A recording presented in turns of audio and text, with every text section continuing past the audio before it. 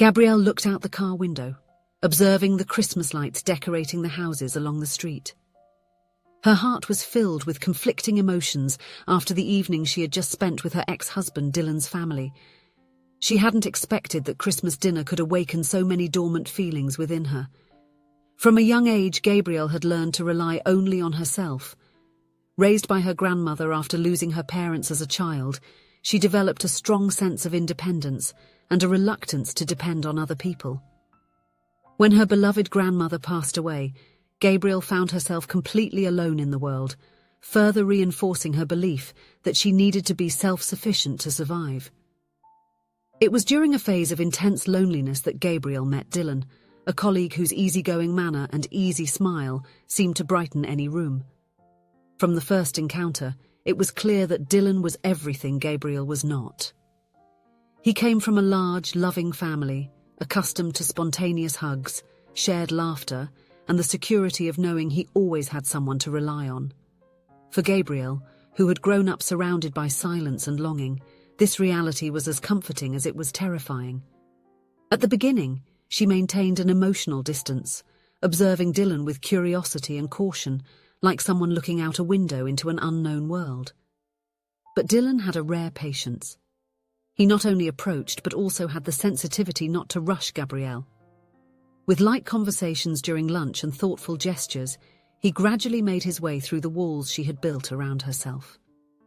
When introduced to Dylan's family, Gabrielle felt as if she had entered a parallel universe. Catherine, his mother, immediately sensed the vulnerability hidden behind the young woman's reserved smile. It was as if Catherine's experienced eyes could see the scars Gabrielle tried to hide.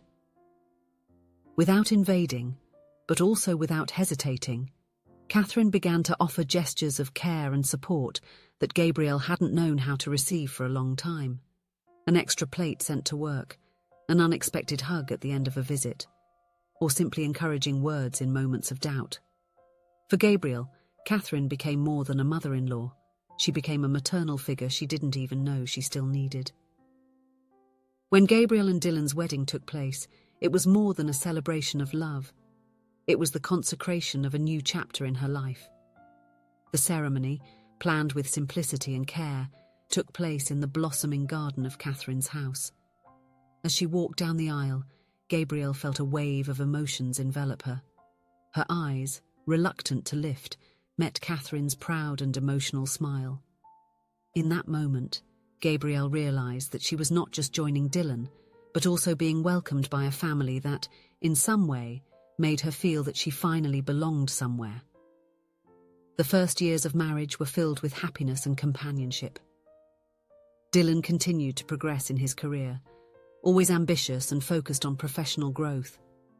Gabrielle, on the other hand, felt comfortable in her position at the company, prioritizing stability. When Gabrielle discovered she was pregnant with her first child, a wave of emotions overwhelmed her. Dylan, on the other hand, was overjoyed with the news. The sparkle in his eyes when he talked about the baby was contagious.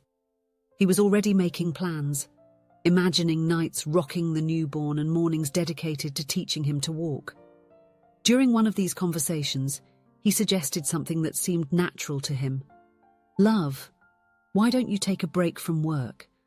That way, you can dedicate yourself entirely to the baby in those first years.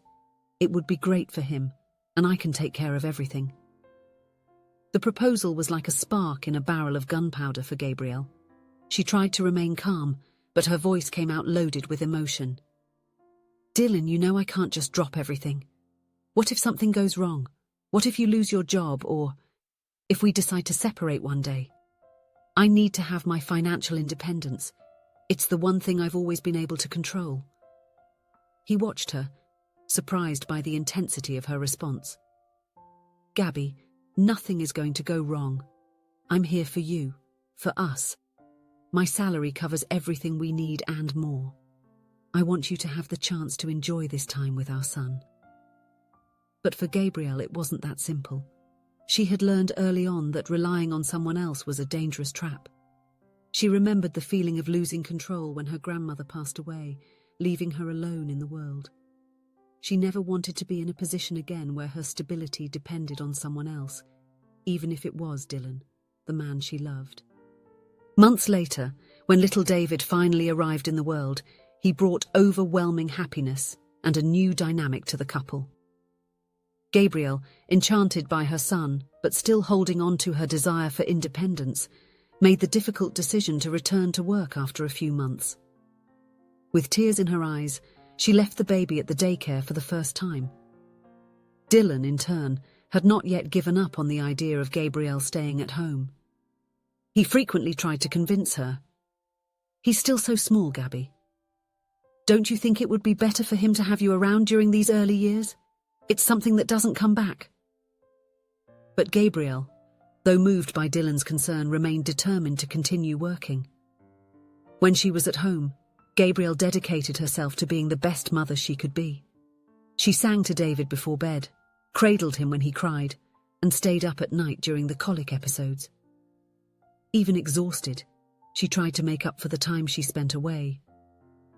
But deep down, a restlessness persisted, a struggle between the pride of her independence and the fear of not being present enough for the son she loved more than anything. Catherine, the ever-watchful mother-in-law, often picked little David up early from daycare to spend time with her grandson. Gabrielle felt a pang of guilt, seeing the affection her mother-in-law had for the boy, but at the same time, she was grateful to have someone she could trust to help with David's care. It was on a regular work afternoon that Gabrielle's world collapsed. The phone's ring broke the focused silence, and when she answered, a nervous voice on the other end made her heart stop. It was the daycare director, informing her that her son David had fallen from a play structure and fainted. Rushing to the hospital with Dylan, she found herself questioning all her choices. Beside her son's hospital bed, watching little David asleep, Gabrielle felt the weight of her decisions. The boy was fine and was only being kept in the hospital for observations and to redo some tests and exams. It was when Dylan, concerned, made the comment that would trigger a series of events that would change their lives. "Gabrielle, I think this is a sign for you to quit your job and start staying with David." The phrase, spoken with genuine concern, touched deep wounds in Gabrielle. All the insecurity and fear of depending on someone came to the surface, resulting in a heated argument in the hospital room. "You think I'm going to depend on you, and if one day you decide to leave me, how will I manage without a job?" she fired back, exposing her most intimate fears. Dylan, shocked by his wife's reaction, tried to argue. "Gabrielle, this is crazy. We are a couple. You know that everything of mine is yours." But it was too late. The argument escalated, with accusations from both sides. Dylan insisted that if Gabrielle had been at home taking care of David, the accident could have been avoided. Gabrielle, in turn, felt attacked and misunderstood. The nurse who entered the room to see what was going on found a couple on the verge of collapse. That incident was the trigger for a series of discussions that culminated in the separation of Gabrielle and Dylan. In the months that followed, the ex-couple split parenting duties for David. The boy spent a week with each parent, regularly attending daycare since both continued working. Gabrielle felt torn between the guilt of not always being present and the pride in maintaining her independence. Catherine, the former mother-in-law who had become a maternal figure to Gabrielle, was saddened by the couple's separation. She understood Gabrielle's fears and insecurities, but also saw the love that still existed between her and Dylan. For Catherine, the whole situation seemed like a big misunderstanding that could be resolved with dialogue and mutual understanding. With Christmas approaching, the question arose of how little David would spend the holidays. It was agreed that the boy would stay with Dylan's family at Christmas and with Gabrielle on New Year's Eve. On Christmas Eve, when Dylan arrived to pick up David, the boy ran excitedly to the door, displaying the contagious smile that always melted his mother's heart. He was carrying in his small hands a drawing made especially for Santa Claus. David looked at Gabrielle, and with the innocence typical of his young age, asked, "Mummy, you're coming with us, aren't you? Please come." Gabrielle, taken by surprise, felt a tightness in her heart. "Darling, this time I can't. Mummy will see you soon after, I promise. David's countenance wilted, and he turned to Dylan for support, clutching his father's arm as if his presence could ensure that his wishes would be fulfilled. Dylan, who had so far maintained a discreet tone, cast a thoughtful glance at Gabriel. After a brief silence, he stepped forward, keeping his voice calm but with a sincerity that made his words resonate more strongly. Gabriel, you know you are welcome in my family. Everyone there loves you. I'm sure they would be very happy if you came to spend the night with us. The invitation, unexpected in its simplicity, struck Gabriel to the core. She looked at Dylan and then at David, who was now watching her with hopeful eyes, holding his drawing. Finally, pressed by David's loving insistence and touched by Dylan's generous invitation, Gabrielle sighed deeply. Her voice came out low, almost as if she needed to convince herself. All right, I will. The smile that lit up David's face was the immediate reward. He jumped into his mother's arms, squeezing her with all the strength of his little arms. Gabrielle looked at Dylan, who responded with a restrained but genuine smile. For a moment, she felt that despite everything, there was still a bridge not completely destroyed, a chance for something new. Upon arriving at Catherine's house, Gabrielle was surprised by a warm welcome that warmed her heart. Catherine hugged her firmly, as if wanting to convey through that gesture all the love she still felt for her. I am so happy you came, my dear, said the ex-mother-in-law, her eyes shining with emotion. Soon, Dylan's siblings and other family members approached, each offering hugs, kind words and smiles that seemed to completely ignore the time and separation. It was as if the bond between them had never been shaken. Gabrielle felt a mix of relief and embarrassment as she was enveloped by that unexpected affection. For a moment, she hesitated to relax, but the familiarity of the environment, filled with laughter and the comforting aroma of Christmas spices, began to break down the barriers she still insisted on raising. While the adults talked, Gabrielle watched little David running back and forth, his eyes sparkling with happiness. He seemed dazzled by the festive atmosphere, proudly displaying his new toys to his parents, while taking frequent breaks to hug them with the spontaneity of someone who does not yet understand the weight of adult tensions. When Catherine passed by her again, gently touching her shoulder while handing her a cup of hot chocolate, Gabrielle realized something she had long avoided admitting. That place still had something of home.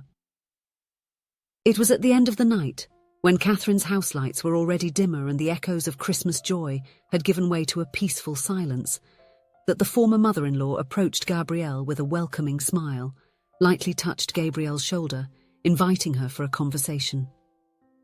"Dear, come with me for a moment," she said, guiding Gabrielle to the porch. They sat on a small wooden bench decorated with a Christmas blanket, and Catherine held Gabrielle's hands in hers. "Gabrielle, you can't imagine how happy I am that you came today. These months when you and Dylan were apart were not easy for anyone, but for me it was especially painful. We have always loved you like a daughter, and that has never changed, not even for a moment." Catherine's words hit Gabrielle with unexpected force. A lump formed in her throat, and discreet tears began to roll down her face.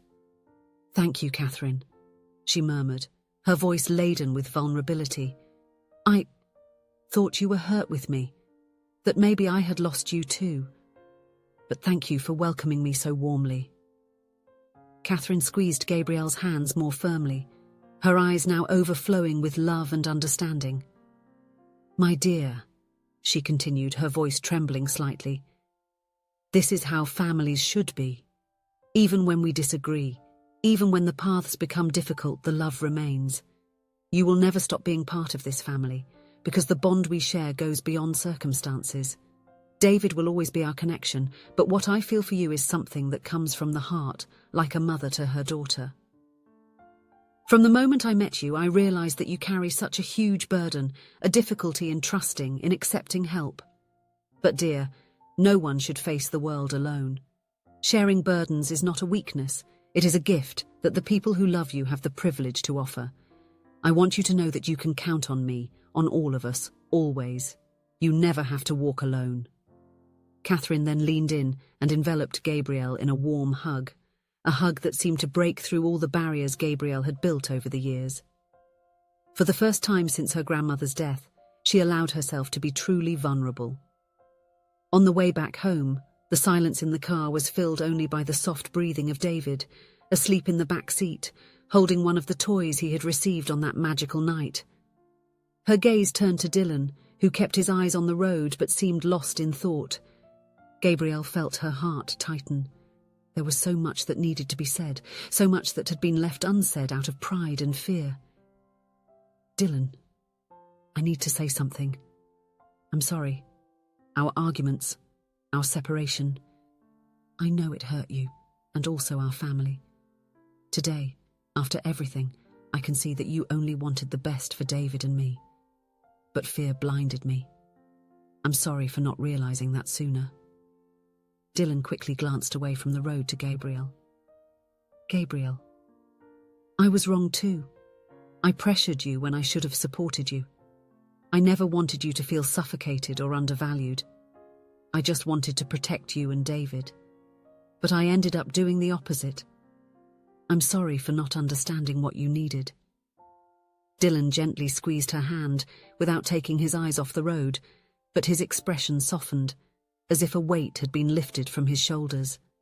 That Christmas night marked the beginning of a new phase in Gabriel's life. She finally understood that being part of a family did not mean losing her independence, but rather gaining a network of support and unconditional love. Gradually, she and Dylan began to reconnect, rebuilding their relationship on more solid foundations of mutual understanding and respect. In the weeks that followed, Gabriel and Dylan started having long conversations, sharing their fears, expectations, and dreams. She opened her heart, explaining how the fear of depending on someone had shaped many of her decisions. Dylan, in turn, expressed his desire to be a true partner, supporting Gabriel in her professional and personal choices. Dylan's family, especially Catherine, continued to be a pillar of support for the couple. Gabrielle, now more open to receiving help, began to appreciate the moments when her mother-in-law took care of David, seeing it not as a failure on her part, but as a blessing to have people who loved her son as much as she did. As time went by, Gabrielle realized that her strength came not only from her independence, but also from her ability to connect with others. She learned that vulnerability was not synonymous with weakness, but rather with the courage to open up and trust. The following Christmas was celebrated with even greater joy. Catherine's house was filled with laughter, love, and gratitude. Gabrielle, looking around at the family that now truly was hers, felt a peace she had never experienced before. She finally understood that the true meaning of family was being there for each other, in good times and bad, sharing not only responsibilities, but also the joys of life. As she watched Dylan playing with David near the Christmas tree, Gabrielle smiled, grateful for the journey that had brought her there.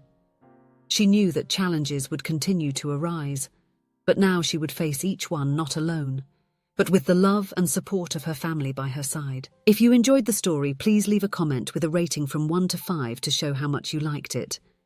Also, watch the video that is now appearing on your screen. See you soon.